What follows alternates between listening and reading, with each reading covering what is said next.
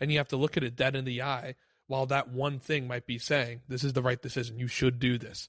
You have to have faith in God and say no, which is a lot harder to do when there's temptation in front of you. God was really able to speak through us, through this movie, and kind of show people, hey, you're enough. You can be forgiven. You aren't too far gone. It's always okay. The actions that you do every day, the choices that you make every day, it's not about views. It's not about followers. It's not about likes. How do you want to show yourself to the world? And if it's views and likes, then you're not seeing the full grasp of reality here.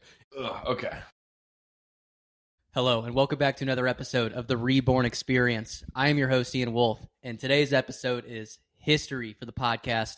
90 solo episodes, but on episode 91, we have our first interview, not just one, but we have 3 people. It's a 4-person episode, and they're brothers, content creators, filmmakers, musicians, and so much more. So it's my pleasure to announce the Haberberger brothers. Thank you guys for joining. Yeah, thank you so much for having us. We're super excited to talk with you about our movie. I'm Joey Haberberger. I'm the second oldest of us 3, and I'm the director and one of the writers of the movie, and I also did like all the camera work, pretty much, besides Ben a few times. Yeah, I'm Ben. I was the co-writer for this, and then I starred in it. I'm the main actor. Yeah, thank you so much for having us on here. I'm Sam Haberberger. I'm the producer, music artist, and the sound designer for the album and the movie, and also in charge of the marketing.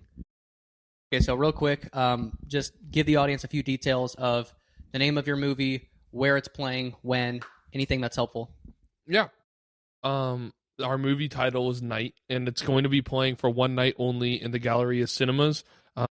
And if you want to keep going on that a little bit, also tell them about the is it anagram for it? I was literally about to say that, actually. Yeah, so the full title is Night. It's in all caps purposefully because it's also an anagram for navigating internal ghosts holding time, which is also a theme of the movie as well. So it's like a double entendre of the movie.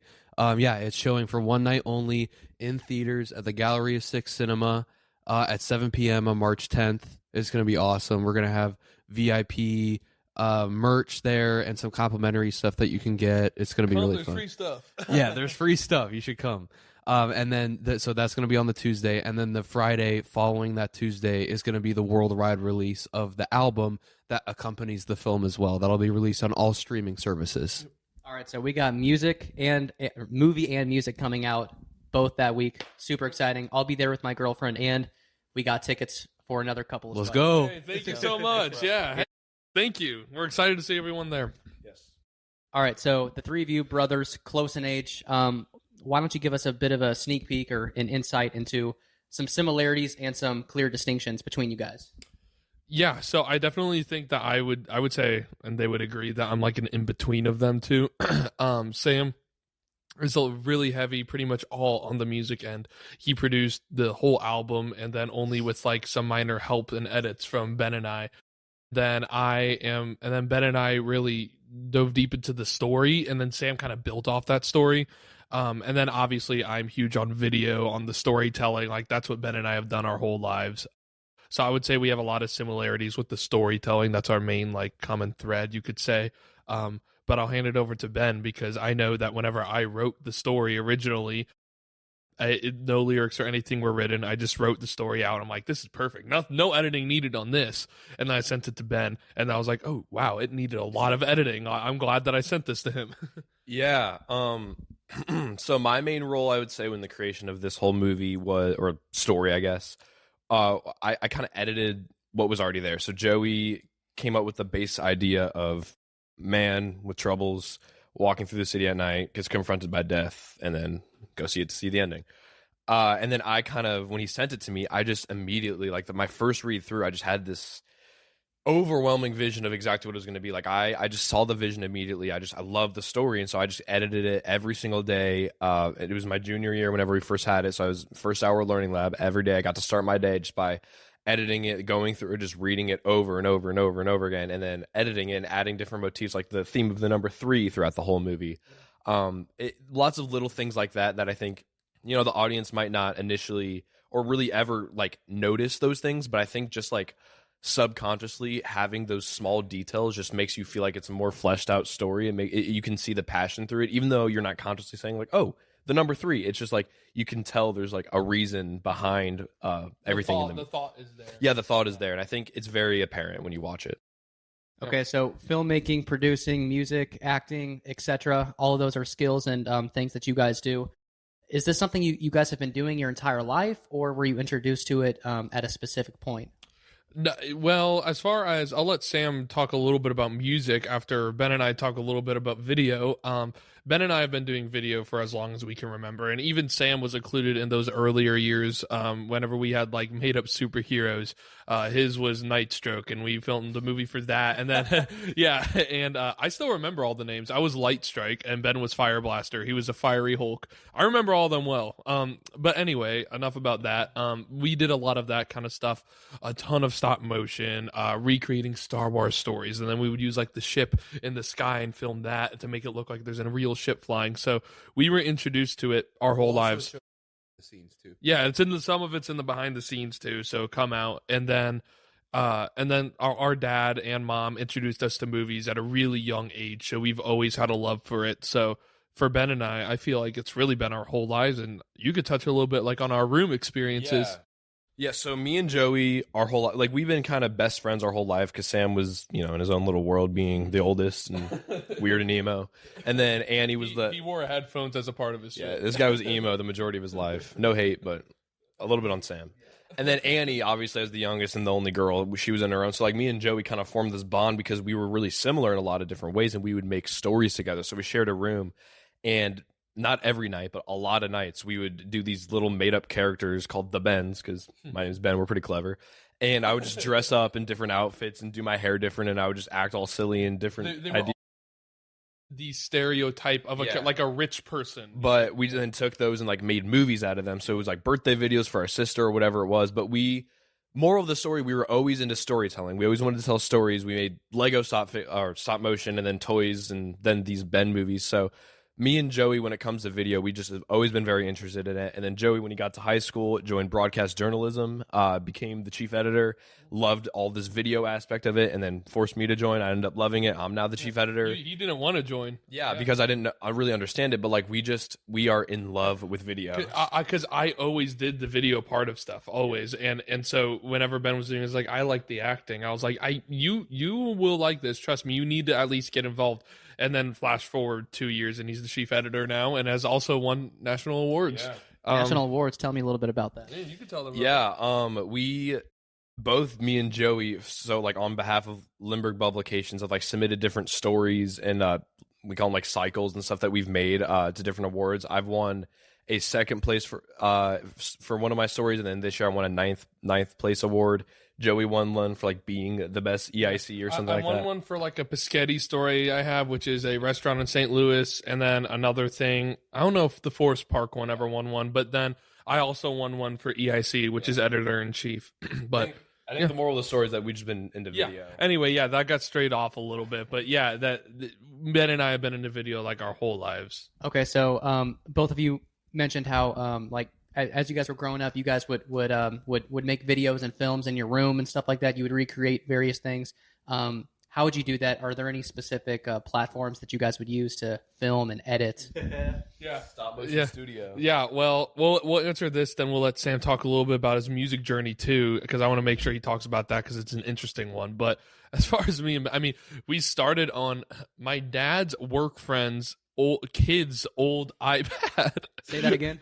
My dad's work friend's kid's old iPad. We used, and that was the iPad we used because we never got like electronics, which thank God. I'm glad that we did. Yeah, and then I think we also shared like a Samsung tablet or two. I think two. One had a blue case, one had a red, and but those weren't necessarily for stop motion. The iPad was, and we used some sort of stop motion studio. You said, yeah, stop motion studio. And then we used that for stop motion, and we could draw like little with like a marker on there, so we would make it look like they're going like pew pew and stuff like that. so peak videos. And then when we didn't have any grasp on any video, what we would do. So do you know, like, when you're videotaping, you have the feature to just pause it? Yes. And then keep playing it later, like, pause. Okay, now go. Like, you don't stop it. Yeah. We would do that whenever we would film. So we would film these, not even joking, when we were little, like 30, 45-minute videos where we would just click pause and make sure it doesn't turn off. Make sure it doesn't, because we didn't know how to edit. So we would just pause it. All right, what are we going to say here? Play. And then as we got older, for a while, I used WeVideo because I was really comfortable with that. And then I learned Adobe, and then I've mixed that with CapCut for different effects and stuff. So we're all over the place now, but yeah. Okay, yeah, you guys have had experience on a number of different platforms. Yeah. I can relate to that on TikTok, making videos, and like I start, pause, and if I mess up one time, oh man, I have to start all over. Yeah, it's so aggravating. Yeah. We made a lot of mess ups that we were just like, we're not redoing it. We're like 45 minutes in. Here. Yeah, for video editing, that they've definitely they took the reins for that for sure. I think for me, pretty much, I think you guys would probably agree, since I was like freaking born, I've loved creating things. I've always been a creative Drawing person. Especially. Yeah, I started with drawing when I was in elementary school. I still do, but I was obsessed with Disney, so I would draw Disney characters in elementary school, and then it would eventually evolve to Marvel and all that stuff. I think that after a while, it was I'm about to graduate in a couple months with a degree in graphic design, so I designed the posters for this, the album cover, all that stuff, and then as well as music. I think probably sophomore year of high school was when I really started falling in love with different types of music, because really growing up, the three of us were only listening to like one or two styles of music. It was like mainly musicals, which you can really kind of Broadway. feel at times in this movie. We grew up listening to Broadway and show tunes and stuff because my parents loved it, and so we just kind of always listened to it. And then as we grow older and we started listening to our own music, in class and all that stuff, we started listening to really like every type of genre besides like death metal. It is important that we had that show tune intro, because when you watch this movie, I think that show tunes and musicals have like a big impact in the storytelling of this. It may not be something we listen to a lot, but it's something that impacted us heavily. Yeah, you can tell that the performance aspect is there for sure. And I would say sophomore year and freshman year ish, I got to a pretty low point where it was like mental health wise, and I think that one of the big things that helped me was listening to albums and from various artists and stuff, and I think that those artists also inspired me and my brothers as well to make the album, the styles of music we decided, the movie direction we went from, different movies we love and everything.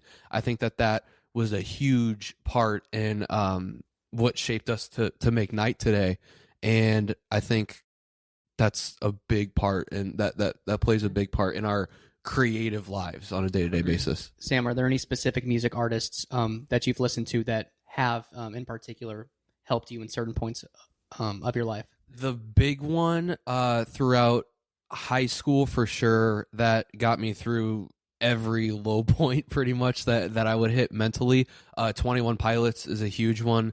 They basically touch on like every theme that we grew up our whole lives loving, like whether it's God, religion, mental health struggles, depression, anxiety, moving to a new place or not making friends. And the immediate attraction to them too in the beginning was that they have this kind of at times musical storytelling. So when we were little, it was like, oh, also like that storytelling aspect that we really liked. Yeah, and their musical style too. They have so many different styles and stuff, and so the production even was a huge part of that. And so that kind of took over for Night as well, where we love taking different elements of different artists we love and using certain aspects of their production or their lyrics or the way that they inflect their voice. Like every little thing, we have, I don't know, 20 different artists that we use different things from. And so, The Weeknd's is probably the second biggest one that we listen to. His production style, the way that he can immerse you in a song and all that stuff. It's everything plays a part for sure. What you just said is super, super important. How you said there's 20 different artists that you might take bits and pieces from and apply it to yourself and your craft. future Hall of Fame college football coach Nick Saban, he once had a quote. He said that nothing I do with my team or my players is my own. For those of you guys who don't know who Nick Saban is, head coach at Alabama for a long time, numerous national championships, sent so many players to the NFL. But yeah, that was his whole point. Nothing is my own.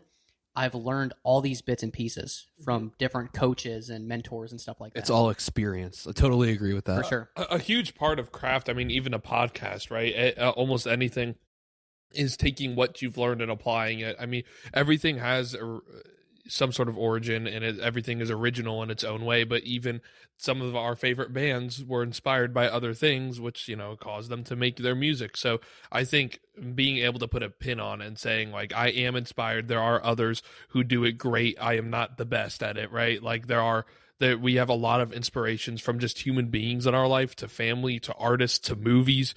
That is why we made this movie. It was inspiration and creativity from other things that we have seen and heard. Absolutely.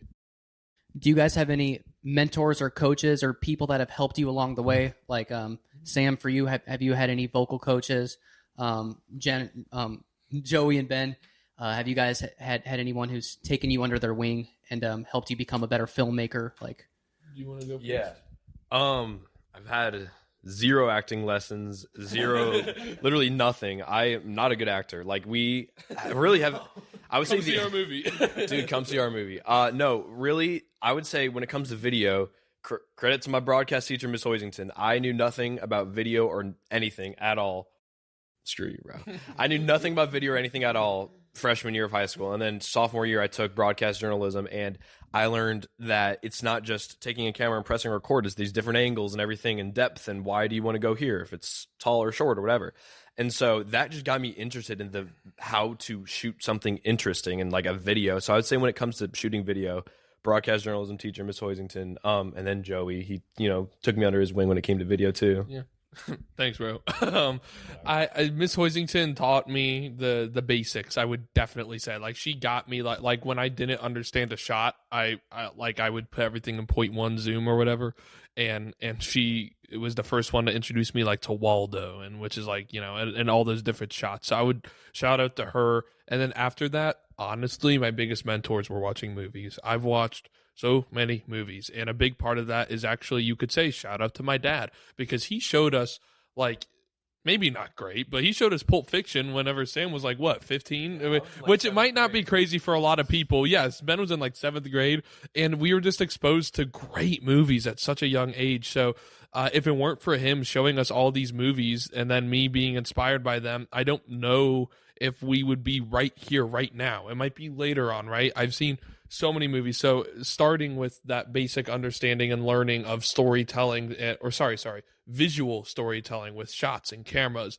with Miss Hoisington, but then my whole life learning just from angles and all that. Like, a lot of different shots in this movie are just because, like, I've seen it in a movie and I think it looks good, and then it translates well. Some of them look really good and symbolic as a mistake. Like, I've showed specifically a friend one shot near the end, and he's like, oh, it looks like that. I'm like, yeah, I meant that. Yeah, 100%. But then some are like super, super purposeful that I like took, 30 minutes just to set up and get somebody, right where I want them, and then nobody notices. So it's all dependent, but 100% Miss Hoisington, my dad, and then all movies that I've watched my whole life.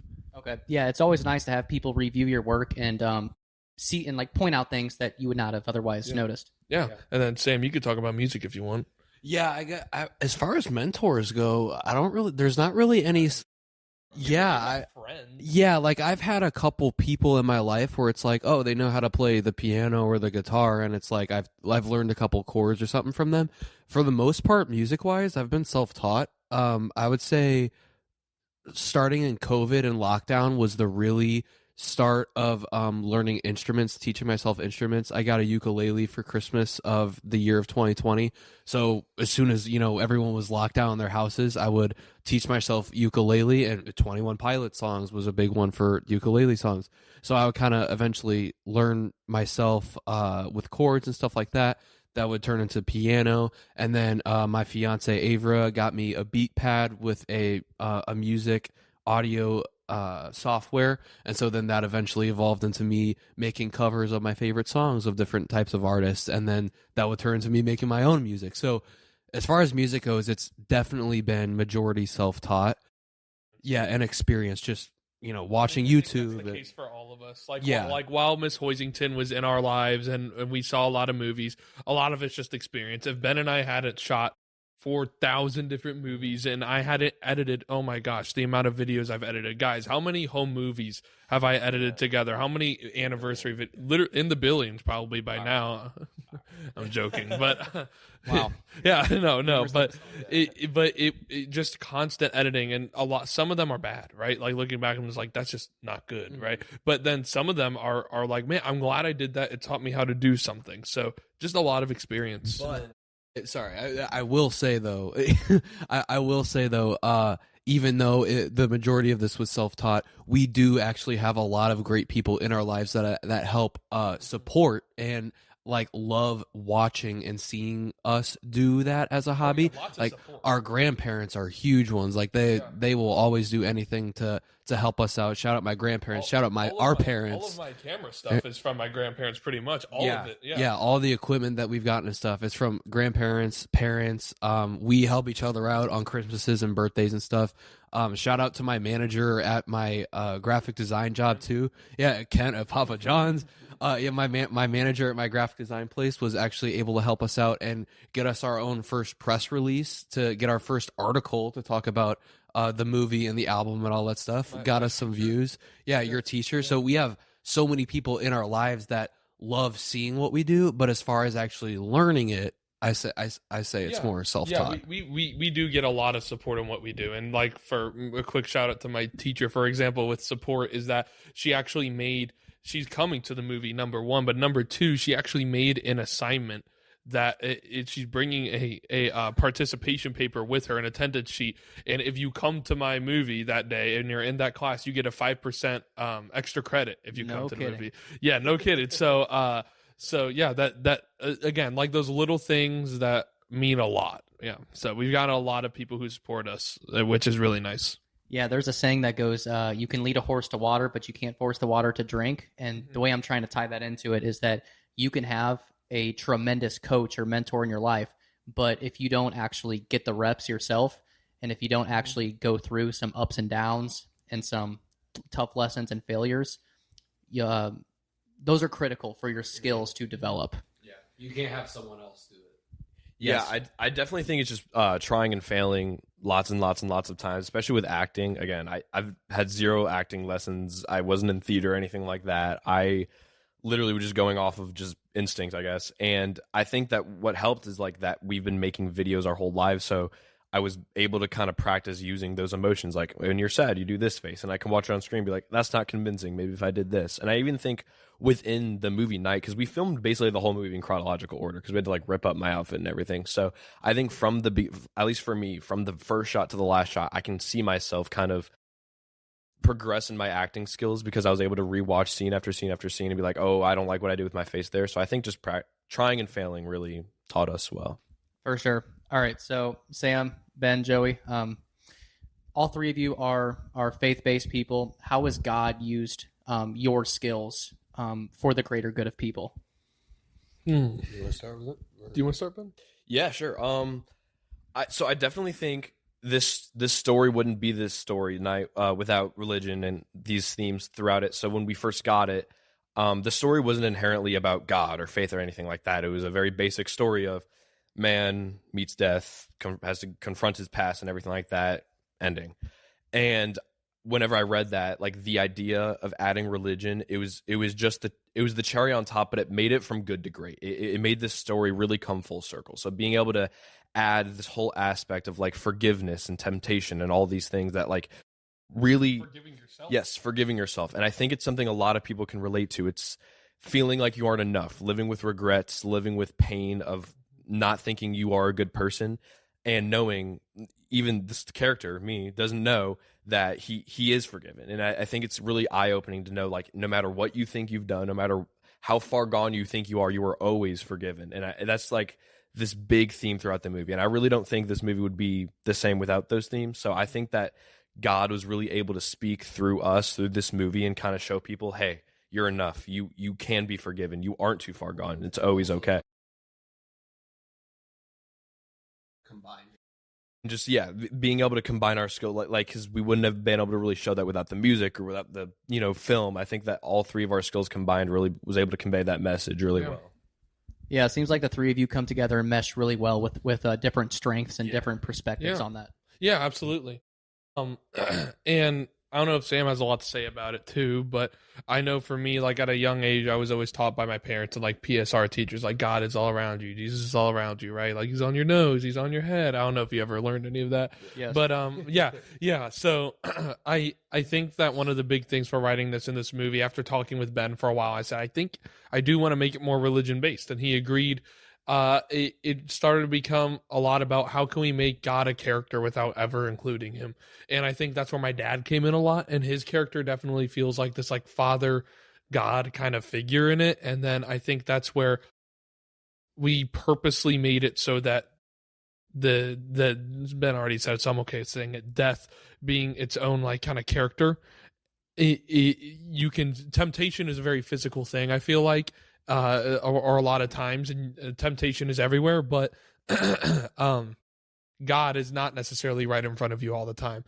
And the point of the movie for me while I was writing is I wanted to make it clear, in order to have faith, that you must make a very conscious decision in order to have that faith, that there might be something in front of you saying, take my hand and do what I say, or like do this, you'll feel good, or whatever, something like that. And you have to look at it dead in the eye. While that one thing might be saying, this is the right decision, you should do this, you have to have faith in God and say, no, no, which is a lot harder to do when there's temptation in front of you. Yeah, you just described the essence of faith right there, is that faith is faith and hope and trust in the unseen. It's not the things that are right in front of you, because if it's right in front of you, it involves zero faith, zero trust whatsoever. Yeah, I think that is really important. The overall thing was it's very easy for human beings to choose the easy path out, which is, okay, this is not what I deserve. What the devil or death says a lot is, I know what you deserve. You're broken, you're bad. I know what you deserve, and it's not heaven. And so it's very easy to be like, you're right, okay, and just take that hand, take the easy road out. I'm never going to repent. And a lot of people say that to themselves. Yeah, it's I'm too far gone. I'm never going to get better. Where it's a lot harder because you don't see God. He's not physically there for you. It's a lot harder to say, no, I am enough. I can come out of this. I am worth something. So yeah. It's a very important thing in our movie. Like God is very important, and what's also important to note is that, because he isn't a direct character, but more of like an essence, I don't even know, like just like an idea in the movie, that you can watch this movie with zero faith in God and have your own ideas of the ending. We purposely filmed it that way. And loved open-ended endings. Yeah, we love open-ended endings, but as far as God goes in our filmmaking and our lives and the creation just of this movie, his character, him being in the movie, is extremely important, and it couldn't be without him. Yet he's not like in it, which I think, which when writing it was extremely purposeful. I don't know if I'm gonna say this. Like, for example, one of the things we have is the motif of 3, and if you watch throughout the movie, there's 3 times before something. There's 3 times when this happens. On the album cover, there's 3 clouds. I want some people to find these things out for themselves, but that's purposeful, right? 1, 2, 3. Father, Son, Holy Spirit. God is throughout the entire movie, yet you never see him. You got to search for those things. You got to really look for them, and if you ignore them, then they're easy to ignore. Yeah, the devil's right in front of your face the whole movie. He's talking to you, but you have to really look past that to see that number 3 and say, like, he's still there. Like, I still got to have faith in that. So an idea. So. And on the in the album, you'll see too, whenever the album releases, God is a little bit more obvious whenever he plays a part in the album when you're listening to it versus when you're watching the movie. And I won't say too much specifically on a song that is actually not. So on the movie, there's going to be 2 songs that are not in the movie that are on the album. So if you watch the movie, it's not like, oh, well, I don't have to listen to the album now. So they actually go hand in hand. Yeah, like very, very important songs that are not going to be in the movie that are on the album. And then there's also going to be some scenes and lines and stuff in the movie that are not on the movie that are going to be in the album. So you get kind of the internal thoughts audio wise, and you can kind of picture the grand scheme of the story when you're listening to the album, and then the movie is definitely the visual representation. So there's a lot of different religious wise, a lot of different stuff that you may not see in the movie, but you'll hear in the album, and vice versa. Why don't you guys, without spoiling it, give us a little insight into the main character of the movie? Yeah, I'll give a little bit, and then I'll give it to Ben because he really, I'm gonna be honest. All three of us had different molds on this character, because without Sam writing the lyrics about it, and then without me writing the initial story, and then without Ben taking off with it, this character wouldn't exist. This character is a culmination. I forget if Sam said this earlier or on the first take, but Rue is a full culmination of us three, and some might be a little, fiction, and some might be nonfiction, but he's a culmination. So for me, an insight on Rue is definitely on the album to help him understand Rue a little bit more. The song "Wake Me," which is, I don't know if it's technically the third track because of intro. Technically the third track. The first song's an intro, but the third track on the album, it's Rue in like a nightmare, and he's like thinking about all of these things, like who he is, and he wants to just like wake up from this nightmare. And I think that song, compared to one of the middle tracks called "The Road," compared to the second to last track called "Damage," like when you listen to it through and through, it's like this full, like, you almost feel more connected with God by the end, and then you're like, your heart's on edge, and then I don't feel like it ever like releases. It's just like, and I think we did such a good job with the ending of the album and the movie. I agree. Yeah, we don't want to talk about. I don't want to give away too, but if there's no reason for you to like be excited, I don't really want to see the movie, go just for the ending. The ending's so good. We don't want to glaze it too hard because in case you guys don't like it, but we do like it. But to finish my thoughts about Rue, I definitely think something that's really important to the character, in my opinion, that I specifically wanted to make sure I wrote in there, is that Rue also has a past that we don't always know about. We all have done things, I feel like, that we don't make clear to the public all the time. We all have just done things that we're like, I shouldn't have done that. Like, and sometimes it's a constant thing. God, I shouldn't have said that. God, I shouldn't have done this. I mean, every single day, you sin every single day, where we all sin. And I think for Rue, he's too conscious of those sins. Like he is overly aware of all of his mistakes. And that's the point of a lot of these songs. A lot of his mistakes, I'll let you guys talk about that. But yeah, and I think that "Wake Me," "The Road," like songs like that, "Burning Daylight," really show that he's overly aware of all of his mistakes and doesn't allow himself any room for forgiveness. And I'll hand it over to Ben, and then Sam, you could talk about the meaning of Rue, but Ben really took off with that and made the character feel a little bit more alive. Real quick, I'd like to say something without having heard your album yet. I'm super excited for it because it sounds very, very relatable and personable as well. Nothing against anyone that makes like the really like the feel good songs and stuff like that, but I have a hard time relating to those songs sometimes.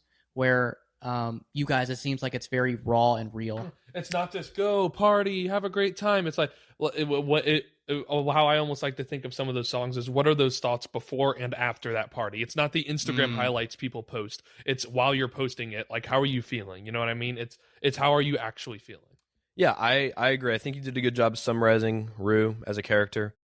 I think the most important thing for me to making him a relatable character was making him really fleshed out and detailed while also being very generic. So what I mean by that is, like, I didn't want him just to be some random guy. We named him Rue for a reason. We made his outfit for a reason, everything he does for a reason. But we made his background and like his past and like what is he so scared of in his past. We don't really touch on that too much because we want it to be, when you, Ian, go to watch this movie, you can kind of watch it and think like, oh, like this is what I relate to. This is what I like. This is what I am regretting in my past, and you can kind of relate that to him. So we don't want it to make it one certain thing. But yeah, as a character, I think you did a good job summarizing. I don't really have much to add other than, like, we wanted to make it generic enough to where anyone can relate to it, but like specific enough to where he feels like a real human. Yeah, we do give him some specific flaws and all that, just, well, because number one, everyone is, but number two, we do want to build this character being a human being and his own original human being. But like Ben said, we purposely kept a lot of it generic because I'm sure you don't want to tell everyone about your mistakes. I'm sure that you have your own regrets and your own things, and I wanted to keep that personal for Rue. And I think that we all have talked about, me, Sam, and Ben, about what those regrets may be and what that may look like. Just like you might talk about that to your close friends.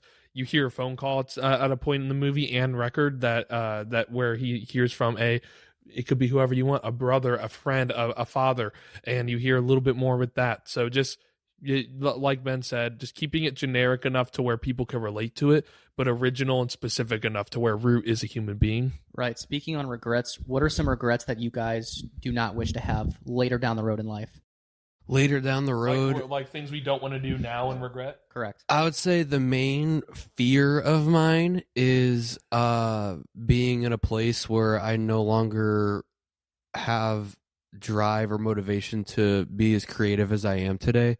Like, you know, being stuck in a 9-to-5 job or something like that, and then I come home and I don't have, you know, any want to make a song or to design something, you know, for a freelance client or something like that. And that's probably my biggest fear, is that I get not boring, but not I'm not utilizing my skills that I was given when I was made, you know. Same with Joey and Ben too. I'm sure that they probably agree, is that like us three, our talents mesh so well that I think that if any of the three of us were to like stop doing what we're doing, we wouldn't be able to do what we do now. We're each like a chain, and we're only as strong as its weakest link. Yeah, exactly. I love that. Yeah, for sure. That's probably the biggest one. Yeah, Ben, you then- can talk about yours, and then I will. When it comes to like regrets and everything, I think one regret that I now am not going to have because of this is that we tried and put ourselves out there. I would never be able to live with myself if we had never actually tried to put together a movie or something like that and released it, because I would always have that lingering thought in my head, like, oh, like you never actually tried, you never actually put yourself out there. But now I really do rest easy that I was able to actually get this out, because I feel like it was such a long time coming, which is inevitable before we finally made something like this and put it out. So I'm really happy that I don't have to live with that regret of, you know, not putting ourselves out there. And we don't plan on stopping either. Yeah. Exactly. You'll never have that what if. And, you know, do you guys know how many other people I know besides you guys who have actually created a whole movie and then put it out in theaters? I don't know. 0. Oh, no way.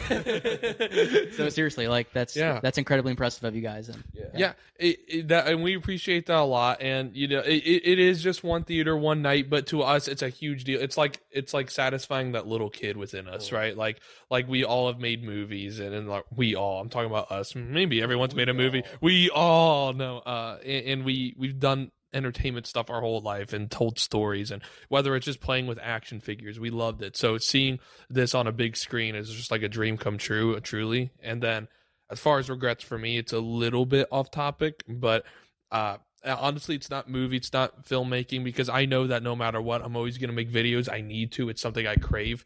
Honestly, it's I always want to make sure that I am close with my family. They're the most important thing to me. One of my biggest fears is that in the future, down the line, we split up for some reason. That we live in different areas of the country. That my sister becomes a super big volleyball player because she's in club, and she moves away to California. Not literally, but you know what I mean.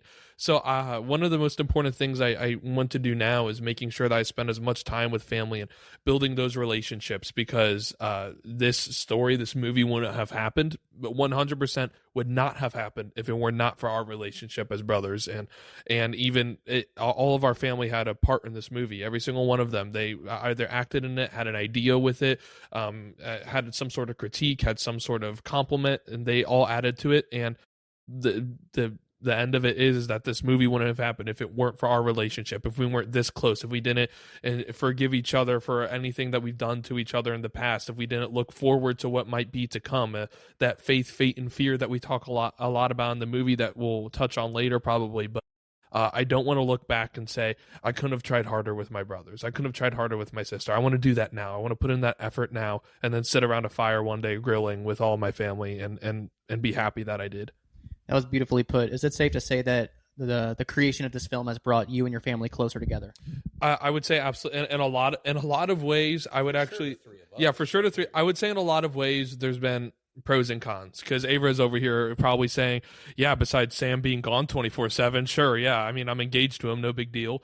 And I think that is a big part of it. I think that's taken a lot of time, and days where I probably couldn't have seen my sister go play volleyball, and I might have missed out on that. And that's a regret, one that Ben and I try our best with, to go see her when she goes and plays out of town, or missing a whatever, or some sort of meeting, or hanging out a family night that we might have missed. And that sucks, because I forget again if it was this one that we talked about it on, we have busy schedules, so it's where can we fit, but I also don't want to sacrifice my family's time, whatever.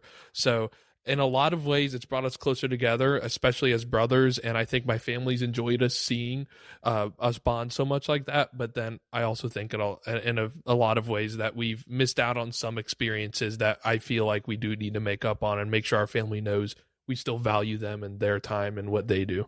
Yeah, it's really awesome that you had the conviction of how important family is, and being there to support your sister.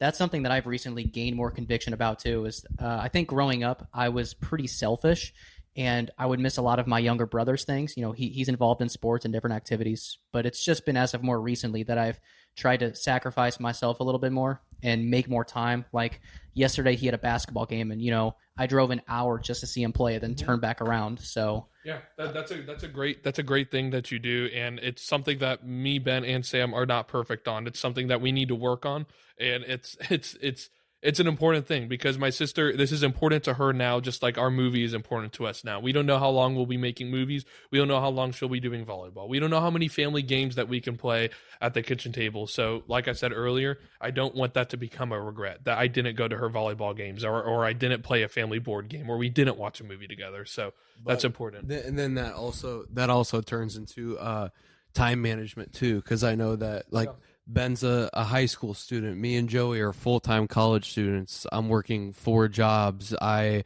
am graduating in a couple months. I'm getting married in June. We just moved into an apartment. We're releasing the movie and an album. We're doing all this stuff. So I think that once we are able to find a really good balance with our schedule, it'll go really well. And like I said earlier, it's not like we're stopping on creating or anything like that, because we're already working on a new project and stuff. But I think it'll be fun to be able to figure out the balance for everything. The important thing is for to specify here is we love our family, we love our friends, and we want to make sure that everyone that we know and love and are close to, we value their time, what they do, and their hobbies. And it is very difficult to find that balance between what we are doing, what they are doing, what we should be doing, what we shouldn't be doing. There's a lot of outside opinions, a lot of outside factors, but the point is, when you break it down to its core, is that we love the people in our lives. We want to be there for them, and it would really suck if continuing to do art would hurt that relationship with them. So it's just about finding that balance. So yeah, it sounds to me like you guys are very ambitious and driven, but at the same time, you don't want to sacrifice relationships in your life as well. Oh yeah. Do you guys have any advice or tips for other hustlers out there who are looking to have a better balance of time management and responsibilities? What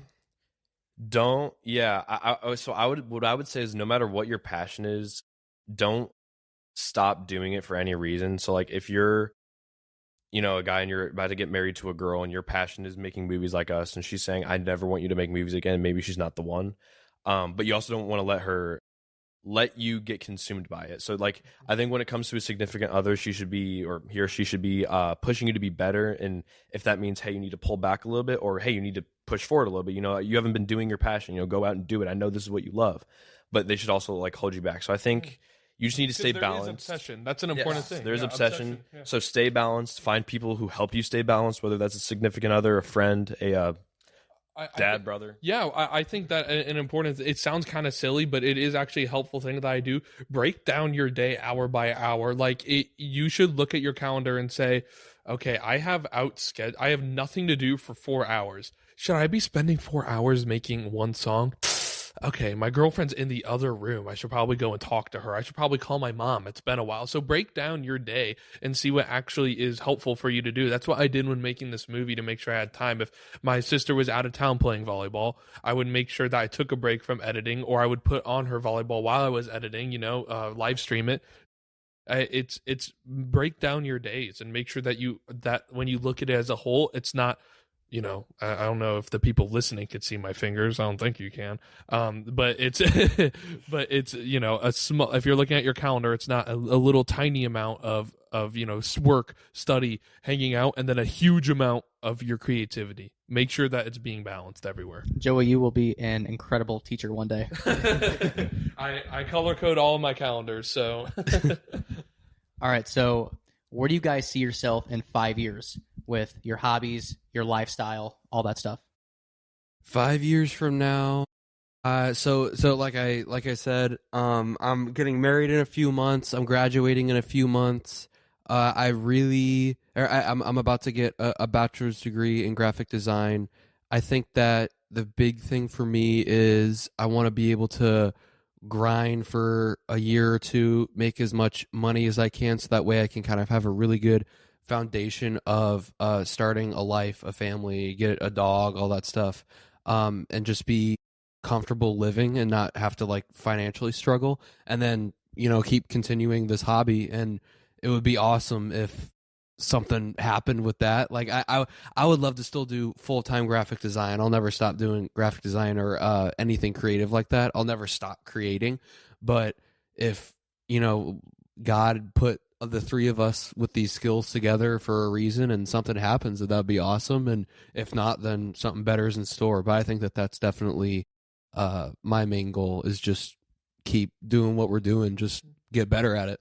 Yeah, and Sam, I just want to piggyback off of that real quick. One thing you guys mentioned to me earlier was that there's no way it's a coincidence that the three of you, brothers close in age, all were placed in the same family, and you guys have these skills that just complement one another. So that's definitely a divine thing in the works. Yeah, we'd like to think so too. My brother and I, in our bunk beds, would always talk about that when we were little too. As far as creativity in 5 years goes, I hope that I'm doing the same thing. I want to keep on working and striving to be better at what I do now. But realistically and honestly, what I've wanted my whole life and what I want now is I want that white picket fence house goal. I want a life that I love. I want children that I love. I want to be an elementary teacher. I don't know if I said it earlier, but I'll make sure I do. If I ever become big in any way, I am going to be an elementary teacher that is also a director. I don't want to be a director that was going to be an elementary teacher. Elementary is where my goal is. Wanting a wife and family is where my goal always has been. Passing down my faith to my children, making sure that they understand why God is important in my life, why it should be in theirs. I can't stress enough that in 5 years I want to be heading down that road. I don't want to. That family I've emphasized on a lot here, and we made sure to include a little bit of it in the movie actually. But I really want to make sure that in 5 years I'm going down that house with that family, that wife with the job. So yeah. Okay, I'd like to emphasize something that you said just to make sure that none of our listeners miss that. But you said that you want to be an elementary teacher that may also be a director, but not the other way around, not a director that was going to be an elementary teacher. Do you think that being an elementary teacher, do you think that's a great way of grounding you and humbling you into service and putting other people above yourself? Oh, 100%. I mean, my mom is a reading specialist, and she was an elementary teacher, and she works in elementary school. She's my biggest inspiration, and I love what she does. I love being in the elementary schools, and I'm obviously not doing it for the money. So I don't want to lose sight of who I am. And then all of a sudden one day I look back and I was like, why am I doing this? Like I wanted to be a teacher. Like that was my home. And to your point, you make a great point saying that. I think a big aspect of it is that going into elementary, it does keep me grounded. It doesn't like it's something I do truly love to my core. It is like, when I'm losing sight or touch with why I'm being an elementary teacher in my classes, when we go to a field experience and I'm actually in the classroom, I'm like, this is why. So I think a big part of it might be grounding, absolutely, but another is that I just like literally need it. Like it's something that I've known my whole life, and it's something I'm not willing to give up to pursue another dream, because the dream number one is elementary teacher. Okay. Yeah, I want to hit on one more thing, and then Ben, I'll let you go. But I was a paraprofessional in a middle school for a year, and I think it's very important that even as a teacher, you remember your why and the reason why you got into that in the first place. What I mean by that is your number one why should be placing your students first, serving them, nurturing them, and helping them grow, because there are teachers in every district worldwide, more than likely, who definitely lose sight of that. I like the politics of it. They get very into like that board and all that. Absolutely. Absolutely, yeah. Putting other things within the industry above the students, and it should be students first. So Yeah. making sure you have a pure posture there.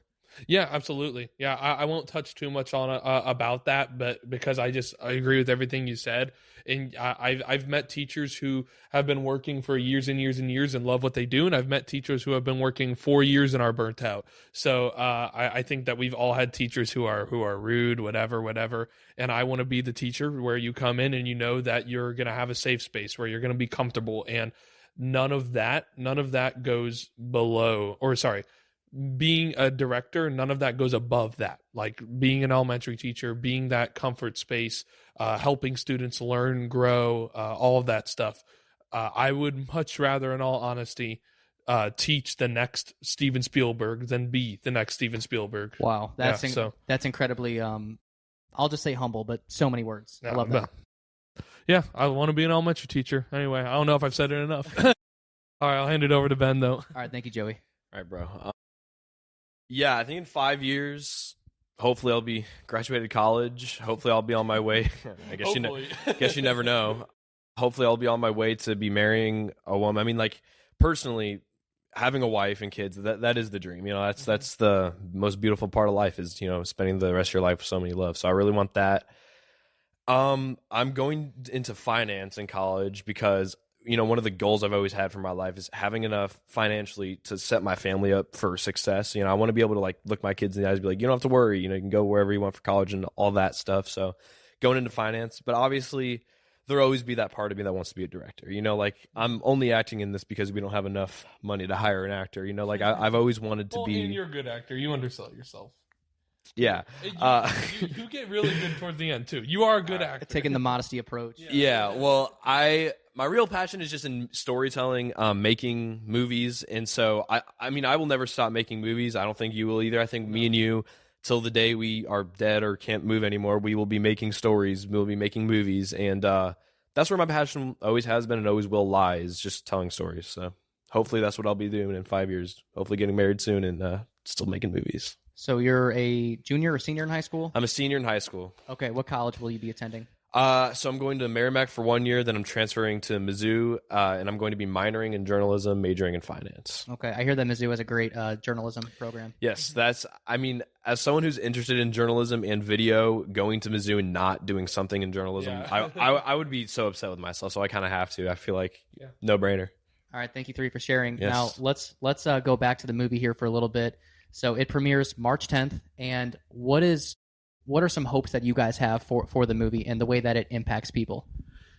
For impact, I think for today, I think the biggest thing is word of mouth. I think that in the short form content era today, it's so oversaturated. And not that, you know, TikTok and YouTube and Instagram Reels, all that stuff, like, they are really great for getting your stuff out there publicly now, and we still utilize it, and we will be utilizing it the day of the premiere too. Like, we're going to be going around the Galleria Mall, probably post a couple TikToks of us going to people in person and talking to them about it. But I think that regardless of short form content, I think that talking to people is still, like, the best way of getting impact out there. So, I mean, even today, I graduated high school 4.5 years ago now, and I still run into people from high school saying, dude, your graduation speech at high school graduation, like, it was so great and all that stuff. So I think the equivalent to that would be people coming up to us after the premiere, whether it's a week later, a day later, 5 years later, to say, you know, I love that story. I love that album that I listened to. It was really great lyrics, all that stuff. Absolutely. What are some things that you said in your graduation speech that made that so special? I think the theme, I mean, even just in our life, but the main theme was legacy. Is what do you want to leave behind when you're no longer here? I didn't want to do a high school speech. We graduated from COVID and we had masks and life was so hard, like, because that was during. We didn't get a graduation. We didn't get a graduation. Yeah, all of that stuff. Like it's been said millions of times. I wanted to leave something where people our dad was a huge inspiration for that. But shout out my dad. He basically helped me write the entire thing. It's about leaving a legacy, leaving that footprint behind whenever you're not here, whether whenever you leave high school, when you leave college, when you die. Like, what do you want to be remembered by? Because the actions that you do every day, the choices that you make every day in front of people, not in front of people, it's how you are perceived and how you're remembered. So it's not about views, it's not about followers, it's not about likes, it's about what do you want to be, how do you want to show yourself to the world. And if it's views and likes, then you're not seeing the full grasp of reality here. And I'll admit that I'm even guilty of doing that. I was consumed by stats and numbers and views for so long because of short form content. But now it's the realization of having impact beyond numbers is the biggest thing, I think. And that's what we strive for. Sam, I'm glad that you mentioned numbers, because doing this podcast for almost a year now, I spent a good chunk of it, still do sometimes, I fall back into it, of chasing the numbers. And I want more likes, I want more followers, I want more notoriety, I want more people to discover my page and listen to my content and whatever. And I really have to make sure that I pause and take an honest look in the mirror of where are my intentions? Why am I creating the content that I'm creating? Am I doing it to genuinely help people, or am I doing it because I want to be worshipped? And that's a major, I think, battle of spiritual and flesh and stuff like that. So thank you for mentioning that. Yeah, I totally agree with that. I think that it's a very tempting thing, because you've said before how posting on Google or TikTok, YouTube, all that stuff, it's like winning the lottery, where you could post a video and get 1.5 million views, then the next video you get 400 views. Like, you have no idea what to expect. So I think that us three now focusing on bodies of work, bodies of art, is the biggest thing. Like, to me, the album that I made is equivalent to a painting that I spent a year working on. Like, it's no different from a drawing, from a painting, to some graphic design work that I did. It's a project that I am proud of, that we are proud of, that we did not do with the intent of wanting to blow up. But if we blow up, it's great, but that's not what we did it for. All right, I love that. Joey? Sorry, the original question was... What kind of impact do you hope to have on people through this movie? Yeah, as far as just like what I would like the movie to impact people, like how I would like it to impact them, it's a very philosophical movie, I feel like. I think that was something we were very conscious of when creating it. We talked earlier about Rue not having a full-blown personality, him having some generic things to it. The ending is very you'll see. So we did it purposely for that like philosophical aspect, number one. So I want people to, most importantly, leave this premiere, leave the movie, however they watch it, and think. We talked, us four talked before this a lot about walks, and how when you're on a walk, a lot of times that's when like creativity will flow, or you'll think a lot about something. And I want this movie to be the equivalent of a visual walk. It's walking you through different thoughts, and then by the end you're like, let me think about that. So as far as impact goes, I want it to make people question things. You can come. What would be really cool is if someone came into this movie and was like, I was iffy about God, but then this made me think about it. Like, not even I believe in it, but it just made me think about it. Or I didn't believe in God, then I left this movie. Or sorry, I did or do believe in God, and I left this movie, and it's just made me think about my life choices and where I want to end up. Just that would be the biggest compliment, I think, personally, about this movie. Somebody came in and then left thinking about something else. So I love that. It sounds very thought-provoking and reflective. Do you have anything else before you pass it to Ben? No, not too much about impact. I would say that's probably number one. Here, Ben, I'll give it to you. Yeah, for For impact, I really just want people to watch this movie, understand the message that we were trying to convey, and then put themselves in Rue's shoes. Like, understand you aren't the only one who probably feels like they've done some bad things in their lives, who thinks that they're too far gone, regretting things. I want people to understand, it's okay. Like, everything you've done, it's okay. You are forgiven as long as you want forgiveness. And I think that's a really important message to give to people, no matter what. And it's a message that is timeless. So I think that, if no one watches our movie today, I think that in 20 years, when it's still out on the internet somewhere, people can just watch it forever and understand it is okay. And you are okay. Yeah. That's what I want. I do want to emphasize, as Ben says, that I love this movie, and it's the best thing that us three have made by far, I would say, as far as editing, acting, it all goes.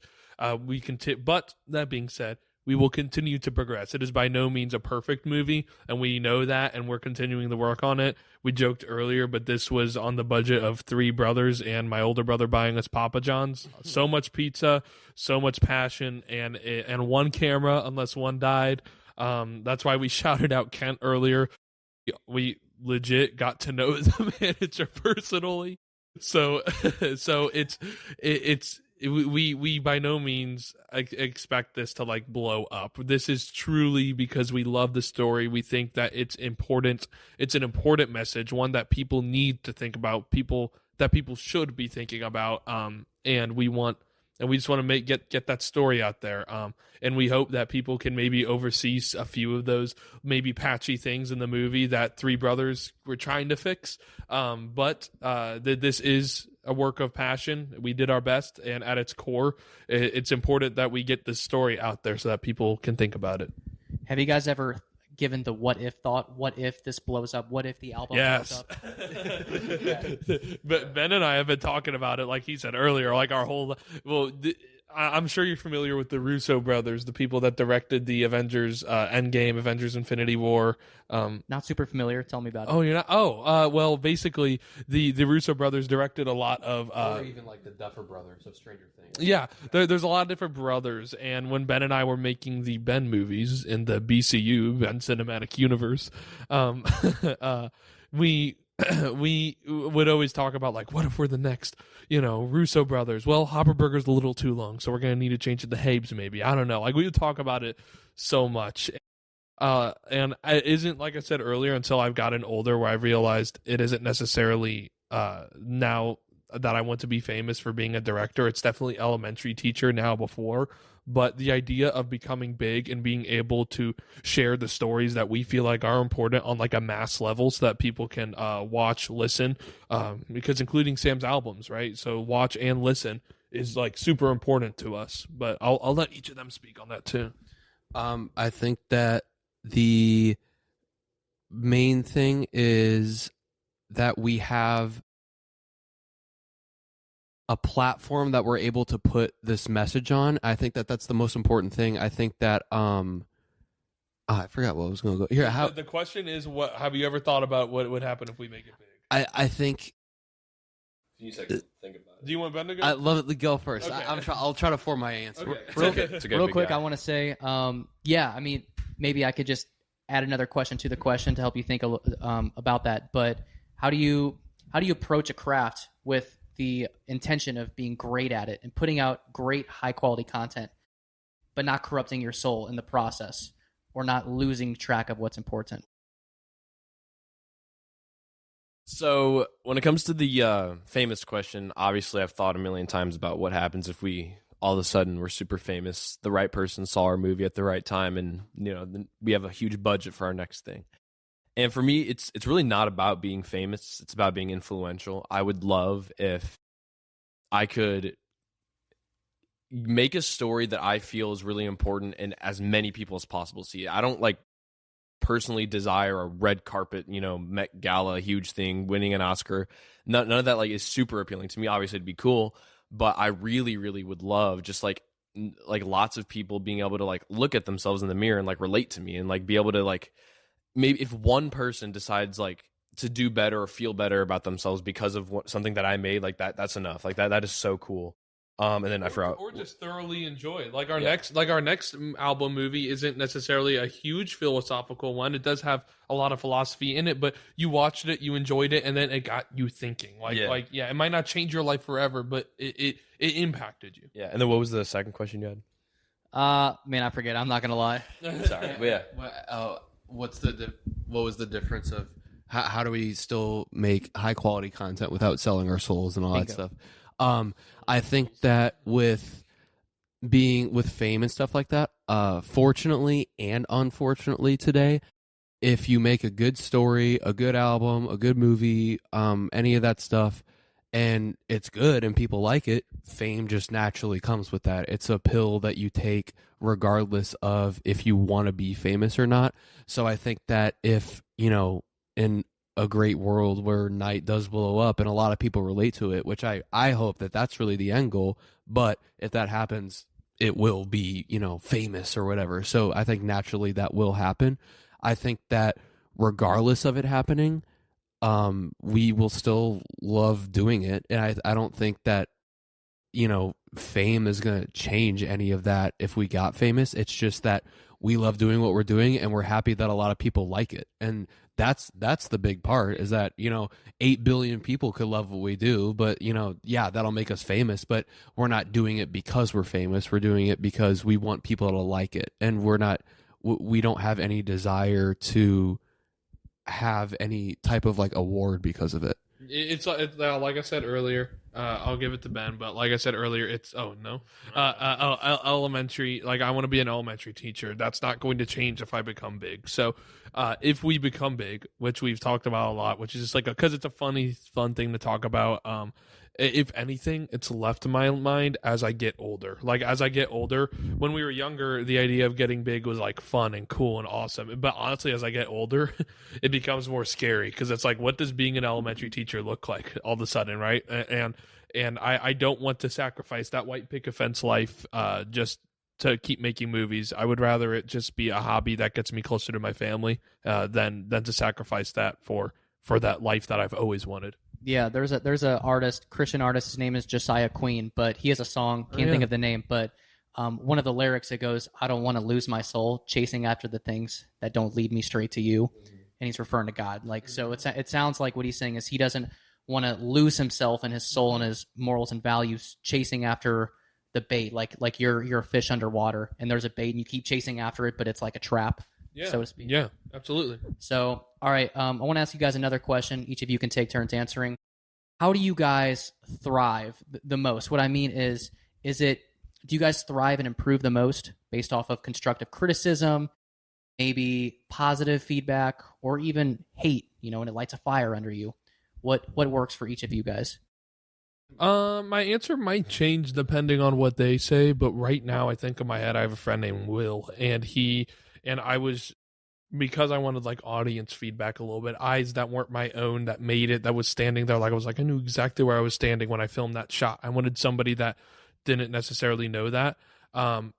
What I found out through him kind of drove me was that positive and constructive criticism. It's not the, what I don't need to hear is, I've had some friends that have watched it and just been yeah, it was interesting, a lighting choice right here, or yeah, I think that this, or okay, I didn't know it was going to be like this, and that's just not helpful to me. That's that's just unnecessary feedback.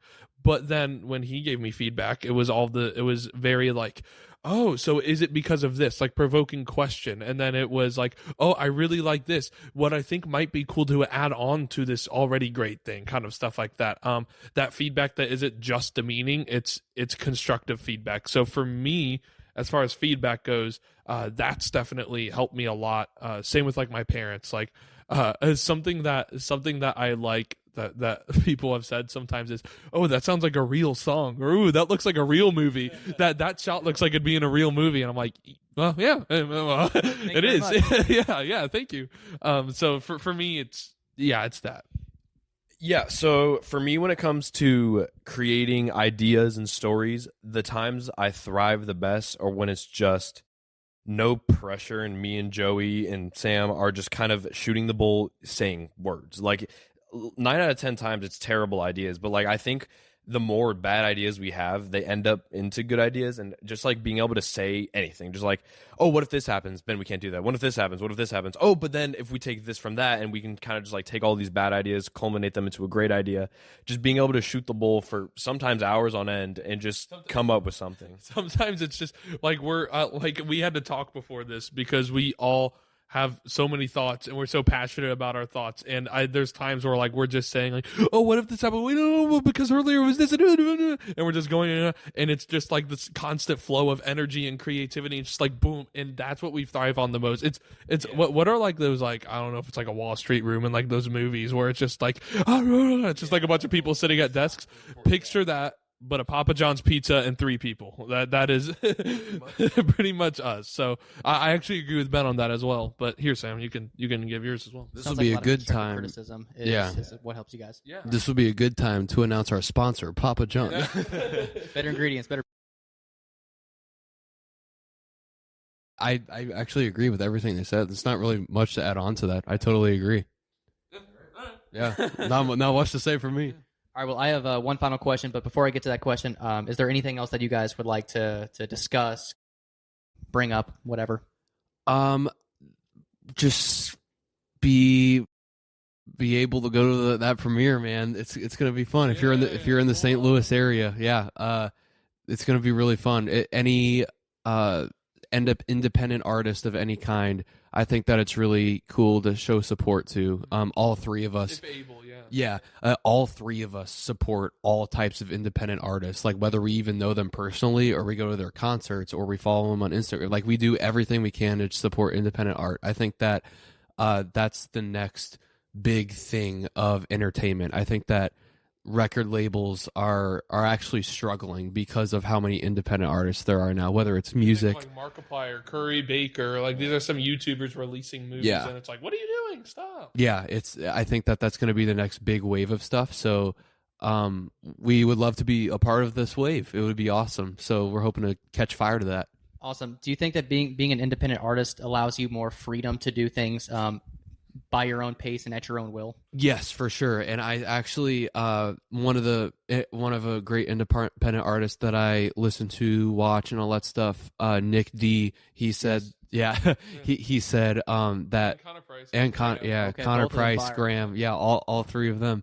They say artists don't need labels, labels need artists, and I think that that's a huge thing right now because labels are really only there if you wanted that platform, like a bigger platform. But if I'm able to get to that big platform by myself, what would I necessarily need a label for? I think that can get lost sometimes in social media. I think that's important. Like I think that even for some of these artists that we talk about, it becomes very much like, how many TikTok streams can I get? So I think that it's a good and a bad. I think independent artists do have to remember, like, it isn't also just about being trendy, getting different things said, done, whatever, but also remember you do have to be creative and have those different thoughts and all that. Yeah, that's what I think. That's also a really big thing of what differentiates us 3 too, is that like I said earlier, we like making bodies of art and not just like a single for TikTok, And it's I'm going to speak for Sam a little bit just in case he doesn't bring it up, but I'm going to be honest. Sam did go through an era that Ben and I are happy to talk about. Yeah, that me and Ben are. Yeah, Ben and I are. That was on the first take. Yeah, on the first. This second take is going better than the first though, so it's okay. Yeah.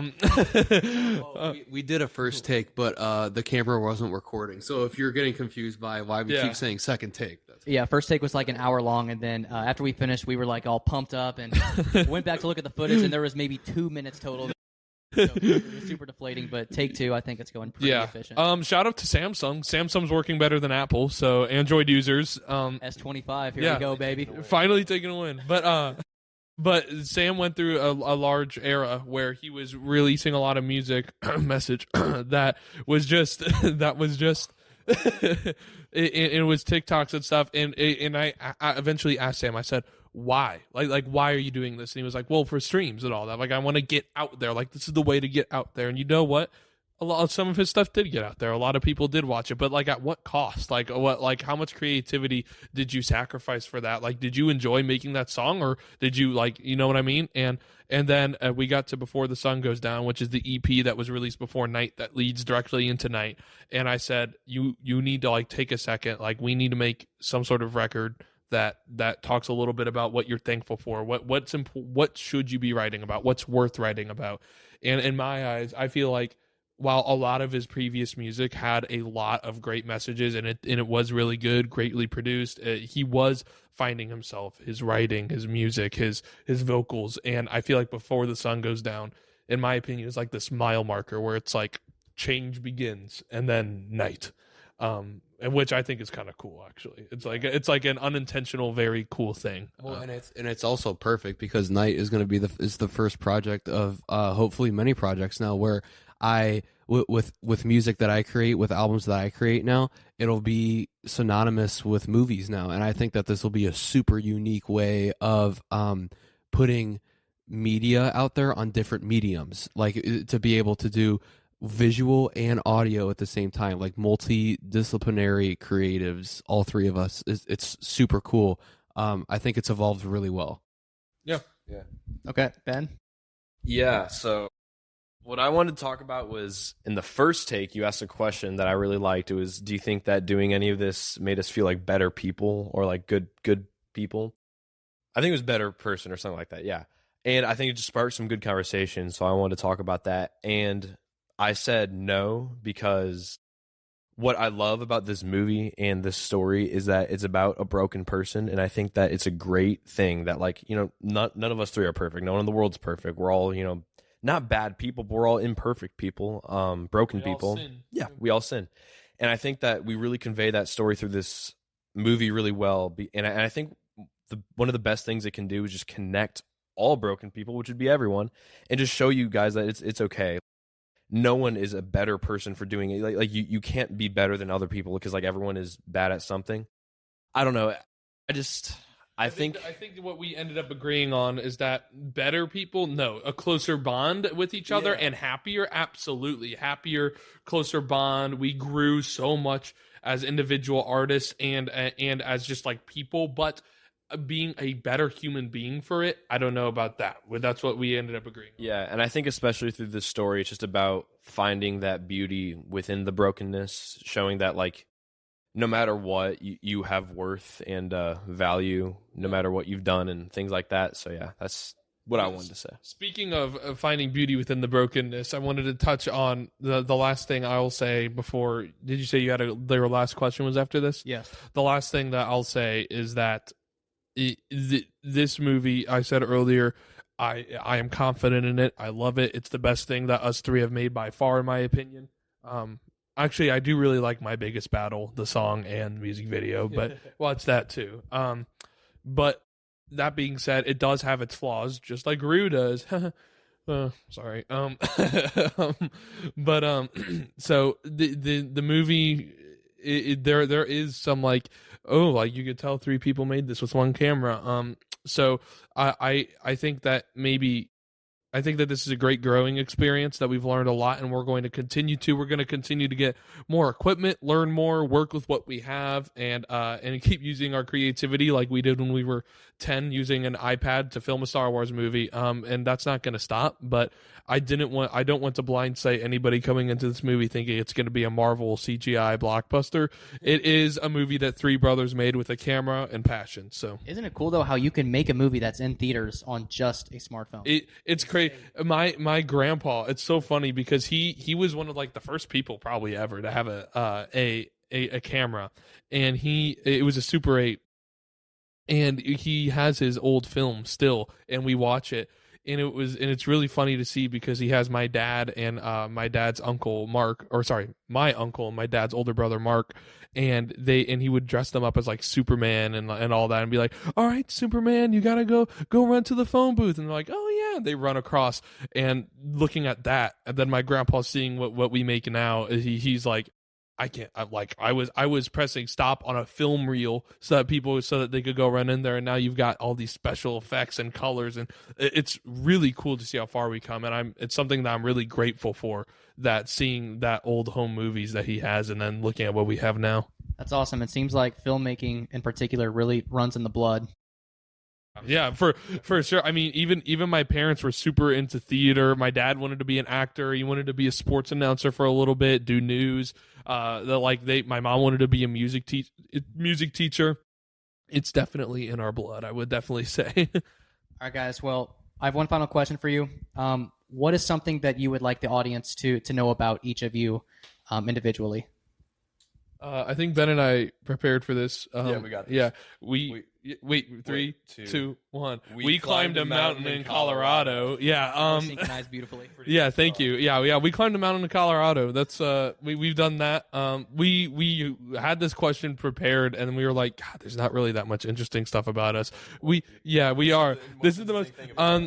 Ben and I are helping. I helped last year, but Ben and I are going to my dad's barbecue team, Slabs of Smoke, and they're a world-winning barbecue team. That's pretty cool. Did you just say world-winning barbecue team? I said world-winning barbecue team. That's right. Memphis and second place worldwide, and second place worldwide. Have gone like top 10 like 5 times or something now. Something like that. Something like that. Yeah. Shout out my dad. Okay. Does Papa Haberberger have any upcoming competitions? He pretty much only does Memphis and May now. He used to lead stuff for Bash, which was in St. Louis, but now it's pretty much Memphis and May. So if you want some world-winning ribs, come drive out to Tennessee. Might have to make the trip just for that. Yeah. I don't. Is there anything else? Yeah, that's cool? so on the first take, whenever we did this, on a more serious note, was talking about our faith and how that's like one of the most important things about me in my life. And I feel like I'm not as vocal about it as I should be. Obviously, wear the cross necklace, which is a pretty obvious sign of it. But I think that, like, especially with me and a lot of Christians, I don't feel like we're very vocal about it. It's not like a very popular thing to be a Christian nowadays. So that's probably the most important thing about me is I love God, love everything about that. And it would be really awesome if someone saw our story and it sparked a question in their mind that planted a seed that led them to Christ. I would love that. But yeah, that's a little fun fact about Ben, I guess. Amen. Amen. The piggybacking and backflipping off of that. I think that an important thing is not having judgment. We talked about that in the last one too. It's important to me and for Ben, kind of what he was saying. That I'm going to build off a little that I do my best to just be nice. I think believing in God is an actually very personal thing. And I say what you want about church, but belief in God is another. And I think that it's important that me with my kindness, wanting to be an elementary teacher, with what my parents have taught me, my morals, that God shows through that and not through judgment where you say, oh, I've done this or I won't do this. And it's, oh, you know what? That is not what I believe. And you're wrong for that. It's showing kindness, love, and forgiveness no matter what, which is what God would want and does want and does. So I think that's important for us as well.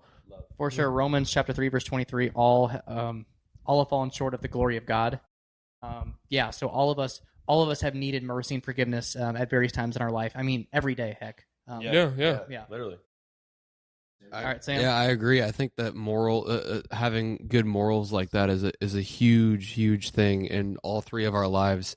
I think that it's one thing just being a good person, but it's another thing to actually have a base moral of having something that you can come back to, that there's a reason why you're a good person. That's the huge one for me, for sure. Yeah, that's a good way to put that. Yeah. Having a reason. I think that it's important to have something bigger than yourself.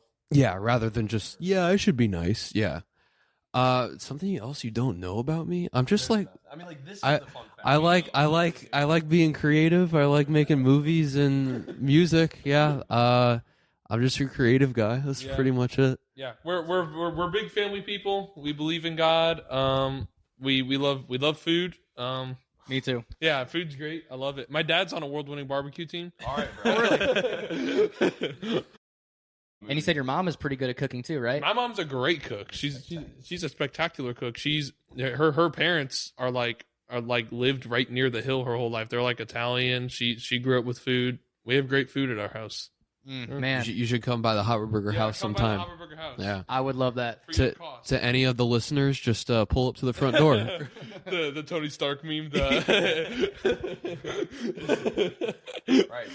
All right. All right, guys. Thank you so much for coming on. Yeah. And also, if you want to get tickets to the movie, you can just look up Galeria6cinemas.com.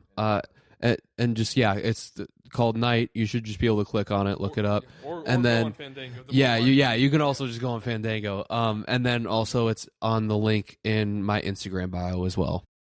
All right, guys. That was Sam, Joey, and Ben Haberberger on episode 91 of the Reborn Experience. I will post in the description all of their socials and any other helpful links. Guys, thank you so much. I had a blast today. It's been great talking to you. You're a great host. Listen to his podcast, watch his videos. He's been great. You're great to talk to. We were nervous coming in, but conversing with you has been great. You've made us feel like at home, comfortable. So it's been great talking to you. Yeah, you guys as well. Thank you so much. Watch what they say, but don't do what they do. Actions speak louder in spirit and truth. I'm built different. I'm built different. Watch what they say, but don't do what they do. Actions speak louder in spirit and truth. All gas, no brakes. Can't fight fake. Mind over matter. Faith, no cake. Some only complain.